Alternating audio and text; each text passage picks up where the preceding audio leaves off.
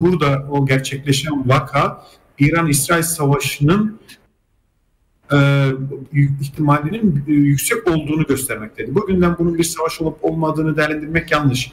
Ama düşük yoğunluklu bir savaş vardı ama topyekun bir savaşa dönüşüp dönüşmeyeceği bundan sonra belli olacak.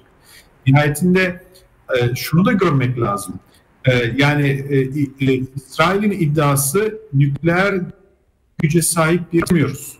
Bunun iki boyutu var. Nükleer gücün de iki boyutu var. Biri nükleer silah, ikincisi olarak da nükleer enerji üretimi için kullanılan, nükleer diğer ve sadece enerji için üretimi değil, diğer konular için kullanılan güçler, nükleer güçler. Yani ikisine de sahip olunmasını kesinlikle istemiyor. İran ise biz bunu bir silah üretimi için değil, nükleer teknoloji için istiyoruz. Yani bunu işte MR teknolojisinden tutun da enerji üretimi olarak farklılaştırabiliriz. Ancak İsrail'in temel vurgusu bunu istemiyoruz üzerineydi. Şimdi yapılan saldırıya baktığımızda yani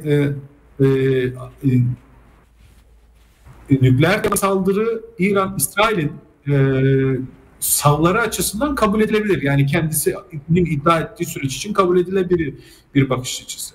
Hatta biraz daha ileri gidiyorum. Devrim muhafızlarının komutanına yönelik yapılan suikasti de bölgedeki İran'ın saldırganlığı üzerinden okuyabiliriz. İran Başkanı ve diğer yetkililere yapılan saldırı sembolik açıdan çok ciddi bir noktaya gelmektedir. Çünkü İran gibi nüfusu fazla, devlet geleneği güçlü ve ordusu belli bir kabiliyete sahip bir yapıya yönelik bir genel yapılacak bir suikastin yani sembolik manasının dışında askeri kapasite, taktik bir yönü olmayan bir saldırı olduğunu görmek lazım. Yani İran Genelkurmay Başkanı'nı öldürerek İsrail bir şey elde etmez. Biz Orta Doğu'dayız. Orta Doğu toplumlarında liderler, bireyler çok önemlidir. Ancak İran kurumsallaşmış yapısı gereğiyle kişiler üzerinden Kasım Süleyman'ın suikastı da oldu daha öncesinde. İran'ın operasyonel kabiliyeti mi azaldı? Peki bugün Sayın Aydın, burada şunu merak ediyoruz. İran bir şey kaybetmez dediniz. Komutanların şehit edilmesiyle, İsrail'in terör saldırısıyla.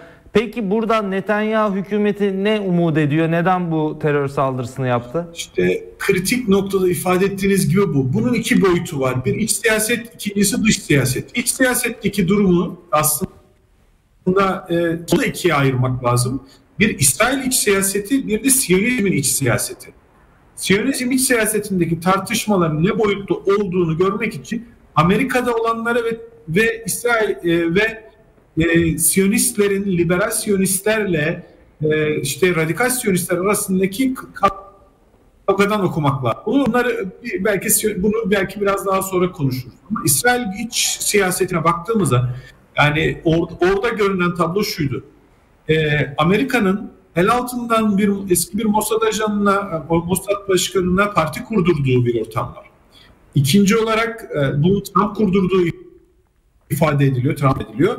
İkinci olarak Haredilerle ilgili gerginlik Amerika'nın müesses nizamının adamı olan İsrail Büyükelçisi tarafından çözülmeye çalışıldığını ve hükümetin dağılmaması için Amerika'nın müesses nizamının devreye girdiğini gördük.